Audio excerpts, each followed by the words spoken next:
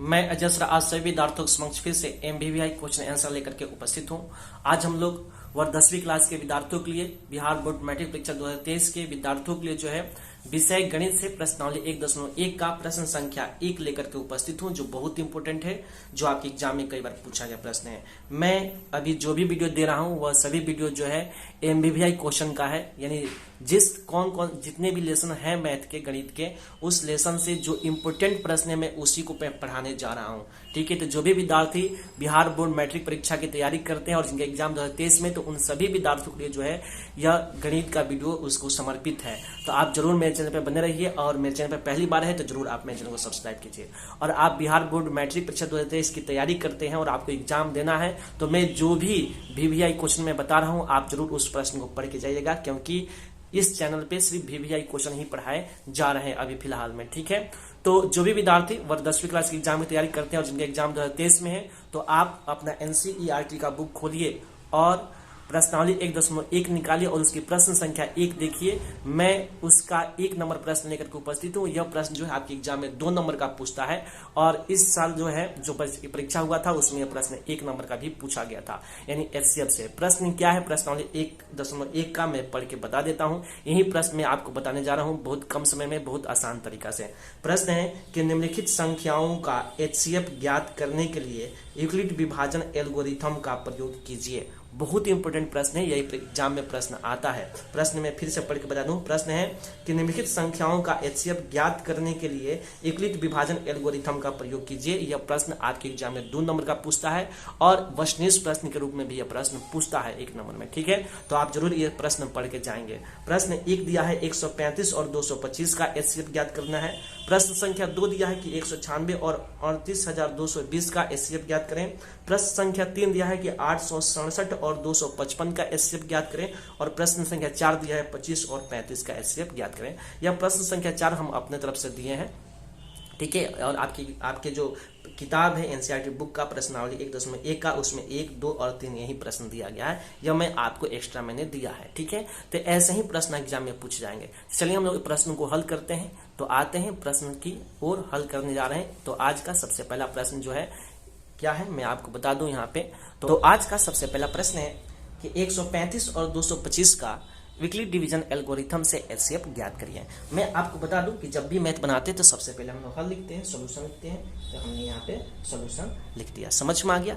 अब कह रहा है कि यूक्लिड डिवीजन एल्गोरिथम से 135 और 225 का एचसीएफ ज्ञात करना है। ठीक है, तो बनाते कैसे हैं मैं आपको, तो सबसे पहले हमने हल लिखा, और इस दोनों में हम लोग देखना है कि बड़ा कौन है। तो यहाँ पे जो है, यहाँ सबसे पहले यहाँ पे लिखेंगे, यहाँ पे जो बड़ा होगा उसको ए मानना है। तो ये बड़ा है, ठीक है, यहाँ पे जो बड़ा है उसको ए मानना है। कौन बड़ा है, तो पहले मैं आपको बता दूं ये दोनों में कौन बड़ा है। तो ये दोनों में 135 और 225 में बड़ा कौन है, 225 है। यहाँ पे दिखा सकते हैं आप कि 225 ग्रेटर देन 135। समझ में आ गया, यानी 225 बड़ा है किससे, 135 से। इसलिए ये बराबर क्या हो जाएगा, 225 हो जाएगा, और बी बराबर क्या हो जाएगा, 135 हो जाएगा। समझ में आ गया। तो अब प्रश्न क्या करा है कि यूक्लिड डिवीजन एल्गोरिथम से जो है इसका एचसीएफ ज्ञात करना है। ठीक है, तो लिखेंगे इसलिए यूक्लिड डिवीजन एल्गोरिथम क्या कहता है, तो कहता है कि ए बराबर बी क्यू प्लस आर। ठीक है, यानी भाज्य बराबर भाजक गुणे भागफल जोड़ शेष। ठीक है, तो यहाँ पे ए कौन है, तो देखिए 225 है, यहाँ पे इम्प्लाइज का चिन्ह देंगे और यहाँ पे क्या लिखेंगे, 225 लिखेंगे। बराबर है बी कौन है, तो बी ध्यान से देखिए यहाँ पे बी 135 है, तो हम 135 लिखेंगे। अब गुना क्यू, तो क्यू कैसे निकालेंगे, तो ध्यान से यहाँ पे देखेंगे, हम रफ कर रहे हैं यहाँ पे रफ, समझ में मैं आपको समझा रहा हूँ कि 135 में क्या करेंगे, 225 से भाग लगाएंगे। तो भाग लगाइए, तो 135 में 225 से तक क्या आएगा, तो 135 में 225 से भाग लगाएंगे तो पहले एक मत में जाएगा, तो यहाँ पे 135 हो गया, और 5 में से 5 घटेगा 0, और 12 में से 3 गया 9, 1 31 हो गया, यानी शेषफल कितना आया, तो 90 आया। समझ में है, यानी भागफल कितना आया, तो 1 आया, तो यहाँ पे 1 लिखेंगे, आप प्लस शेषफल 90 आया, तो हम यहाँ पे 90 लिख देंगे। इतनी बात समझ में आ गई। अब बहुत आसान तरीका से मैं आपको समझा रहा हूँ। अब यहाँ पे ए कौन होगा, अब ए बराबर B Q plus R. Euclid division algorithm का आधार पर जब तक आर का मान 0 नहीं आएगा तब तक हम लोग आगे बढ़ते रहेंगे, यानी मौसम ज्ञात करने के लिए जब तक आर का मान 0 नहीं होगा तब तक हमारा मौसम मान नहीं ज्ञात होगा। तो हम लोग को आर का मान 0 लाना है, लेकिन यहाँ पे आर का मान कितना आया, 90 आया है। तो अब यहाँ पे कौन चीज दिखाएगा, तो यह 135 यहाँ पे लिख देंगे, समझ में आ गया। और ये जो शेषफल है उसको हम लोग यहाँ पे लिखेंगे, ठीक है। देखिए यहाँ पे 90 है, अब इस 90 से 135 में भाग लगाएंगे, क्या समझा, इस 90 से हम लोग क्या करेंगे 135 में भाग लगाएंगे। जब 90 से 135 में भाग लगाएंगे तो कितना मर्त में जाएगा, एक मर्त में जाएगा, तो यहाँ पे 90 लिखेंगे और 5 को 5 और 13 में से 9 गया 4, यानी शेषफल कितना आया 45 और भागफल कितना आया 1 आया, ठीक है, समझ में आया। यह अब यहाँ पे देखिए, यहाँ पे ध्यान से देखिए, यह भाज्य हुआ और यह भाजक हुआ, यह भागफल हुआ और यह शेष हुआ। देखिए यहाँ पे यह भाज्य हुआ तो यह भाज्य लिख दिए, और भाजक कौन हुआ, तो ये 90 हुआ तो यहाँ पे 90 हो गया। भागफल कितना आया 1 आया, तो यहाँ पे गुना 1 लिखेंगे, समझ में आया। अब प्लस शेष कितना आया 45, तो यहाँ पे 45 लिखेंगे, यानी A बराबर BQ प्लस R, ठीक है। अब फिर आगे बढ़ेंगे, ध्यान से देखिए। अब यहाँ पे कितना आया है, अब 90 है, यहाँ पे शेषफल 45 आ गया, और यहाँ पे कितना है 90, तो 90 हम यहाँ पे लिखेंगे बराबर, और ये जो शेषफल 45 है इसको यहाँ पे लिख देंगे, ठीक, और गुना। तो अब यहाँ पे 45 है, ध्यान से समझिए, रफ को देखिए, रफ समझ जाइएगा तो यूक्लिड डिवीजन एल्गोरिथम समझ में आ जाएगा। रफ को ध्यान से देखिए, अब यहाँ पे 45 हो गया, अब यहाँ पे भाज्य कौन होगा, तो यह 90 होगा, यानी इसको यहाँ पे उतारेंगे। भाग विधि से अगर आप मसल बनाना सीखे हैं तो आप आसानी से जो है यूक्लिड डिवीजन एल्गोरिथम से जो है मसल निकालना सीख जाएंगे। तो 45 दूना 90, यानी कई मर्तबे कटा, तो 2 मर्तबे कटा, समझ में आया ना। तो यहाँ पे भागफल क्या होगा 2 होगा, यानी BQ कह रहा है ना, तो 2 या Q हो गया और यह B हो गया, ठीक है, यानी भाज्य बराबर भाजक गुने भागफल जोड़ शेष होता है ना, भाज्य बराबर भाजक गुने भागफल जोड़ शेष, तो A भाज्य है, तो A इसमें 90 हुआ, 90 क्या हुआ भाज्य हुआ, और 45 क्या हुआ भाजक हुआ, 2 क्या हुआ भागफल हुआ, और जोड़ शेष। देखिए यहाँ पे 31 का चिन्ह आया है, इसका मतलब R का मान कितना आ गया 0 आ गया, समझ में आते। यहाँ पे लिखेंगे कि यहाँ R बराबर 0, यानी शेषफल कितना हुआ 0 हुआ, R का मतलब क्या हुआ शेषफल, तो यहाँ R बराबर क्या हो गया 0 हो गया, इसलिए ठीक है, इसलिए HCF कितना का 135, 225, समझ में आ गया, यानी HCF 135, 225 बराबर कितना हुआ, तो मस कितना आया, देखिए तो यहाँ पे 45 है, इस भाग विधि मस यह 45 हुआ, यही ना मस लिखते हैं, तो यहाँ पे मस कितना है 45, यही आपका क्या हो गया 45, समझ में आया ना। तो यह क्या हो गया, यह आपका आंसर हो गया। तो आशा करते हैं कि आपको जो है यूक्लिड डिवीजन एल्गोरिथम के माध्यम से यह मसला समझ में आ गया है। अगर आपको लगता है कि प्रश्न इंपॉर्टेंट है और आपके एग्जाम के लिए उपयोगी है तो जरूर आप मेरे चैनल को सब्सक्राइब कीजिएगा, वीडियो को लाइक कीजिएगा, साथ ही साथ इस वीडियो को शेयर कीजिएगा और बेल आइकन जरूर दबाएं ताकि इस तरह के एमबीबीआई क्वेश्चन आंसर आपके स्क्रीन पर सबसे पहले मिले और आप अपने एग्जाम की बेहतर से बेहतर तैयारी कर सके। चलिए अब हम लोग बढ़ते हैं दूसरे नंबर प्रश्न की ओर। आप चाहेंगे तो आप इसका स्क्रीनशॉट भी ले सकते हैं और आप इसको बना सकते हैं। चलिए हम लोग बढ़ते हैं दूसरे नंबर प्रश्न की ओर। आज का दूसरा नंबर प्रश्न है कि 196 और 38,220 का HCF ज्ञात करें। किस विधि से? तो यूक्लिड डिवीजन एल्गोरिथम से। मैं आपको बता दूं कि जब भी मैथ बनाते हैं तो सबसे पहले हल लिखते हैं, सॉल्यूशन लिखते हैं, ठीक है। यहाँ पे जो है यहाँ जो है बड़ा इन दोनों में कौन है, मैंने आपको बताया था कि दोनों में बड़ा कौन है, यह आपको पहले खोजना है। तो यह बड़ा है तो पहले हम इसको लिखते हैं 38,220 ग्रेटर देन 196, तो हमने 196 लिख दिया। अब लिखेंगे कि यहाँ पे जो बड़ा होगा वही आपका क्या होगा ए होगा, यानी ए बराबर क्या हुआ 38,220 और बी कौन होगा तो बी 196 होगा। इतनी बातें समझ में आ गई। बी कौन होगा तो 196 होगा, समझ में आ गया। अब प्रश्नानुसार प्रश्न क्या कर रहा है कि प्रश्न यूक्लिड डिवीजन एल्गोरिथम से प्रयोग करके जो है इसका स्टेप ज्ञात करना है। तो सबसे पहले लिखेंगे कि इसलिए किस विधि से, यूक्लिड डिवीजन यानी EUCLIDS Euclid division DIVISION division algorithm ALGORITHM algorithm से यूक्लिड डिवीजन एल्गोरिथम क्या कहता है कि A बराबर BQ प्लस R, ठीक है, यही नहीं कहता है A बराबर BQ प्लस R। अब यहाँ पे A क्या है भाज्य है, B क्या है भाजक है, Q क्या है भागफल और R क्या है शेष है। ये बात समझ में आ गई। A बराबर BQ प्लस R यानी भाज्य बराबर भाज्य गुणे भागफल जोड़ शेष। हमको R का मान 0 लाना है किसी भी हालत में। जब R का मान 0 आ जाएगा तो वहीं क्या होगा, लास्ट में जो जिस मान से R का मान 0 आएगा वहां पे जो आपको जो है भाजक प्राप्त होगा वही क्या होगा, उसका मस होगा। तो ए कौन है तो 38,220 है, तो यहाँ पे क्या हो गया 38,220 हो गया, यह भाज्य है। और भाजक, अब भाजक कौन होगा, तो 196 है, यहाँ पे 196 लिखेंगे गुना। अब क्यू, यहाँ पे कितना से गुना करें ताकि इस कितना मान प्राप्त हो और आर का मान 0 प्राप्त हो, तो यहाँ पे भाग बना कर देखते हैं। तो 196 से यहाँ पे हम रब कर देते हैं, ठीक है।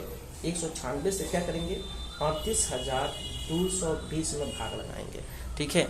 38,220 में आप भाग लगाइएगा, ठीक है, तो यह 195 मत में जाएगा।